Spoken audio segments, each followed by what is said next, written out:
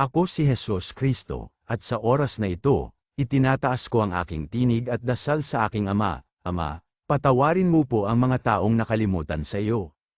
Bigyan mo po sila ng pag-asa at kapatawaran, kahit na nakalimutan man nila na ikaw ang nagbigay ng hininga sa kanila, at kung bakit sila ay nabubuhay at ligtas na walang anumang sakit, ay ipinapasalamat ko.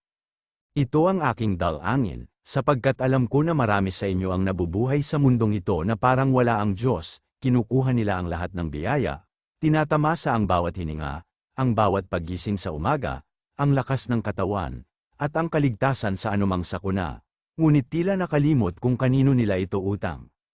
Binanggit sa mga Gawa Kapitulo 17 versikulo 28, sapagkat sa Kanya tayo nanggabubuhay, at nanggagugalaw, at nangalalagi. Kita ninyo, hindi lamang siya ang lumikha, kundi siya rin ang patuloy na nagpapanatili ng inyong buhay.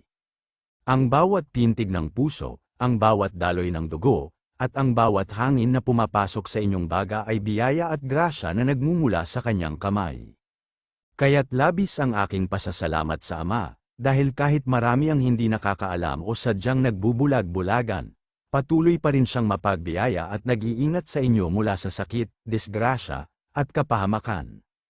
Sa tunay na buhay, makikita ninyo ang mga taong malulusog, matatag ang katawan, at payapa ang pamumuhay, pero parang automatic na lang sa kanila na dapat ganoon, at nakakalimot na magpasalamat o manalangin.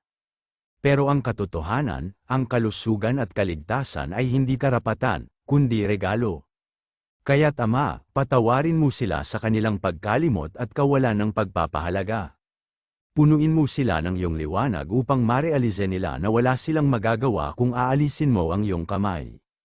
Ibinibigay ko ang pasasalamat para sa kanila, salamat Ama, dahil kahit hindi nila nakikita ang iyong kamay, naroon ka, nag-iingat, nagpapagaling, at nagbibigay lakas, naway sa pamamagitan ng patuloy na iyong pagpapakita ng kabutihan, sila ay magbago, bumalik, at matutong magpasalamat bago pa mahuli ang lahat. Ang buhay na ligtas at walang sakit ay pinakamalaking biyaya na dapat nating ipagpasalamat araw-araw.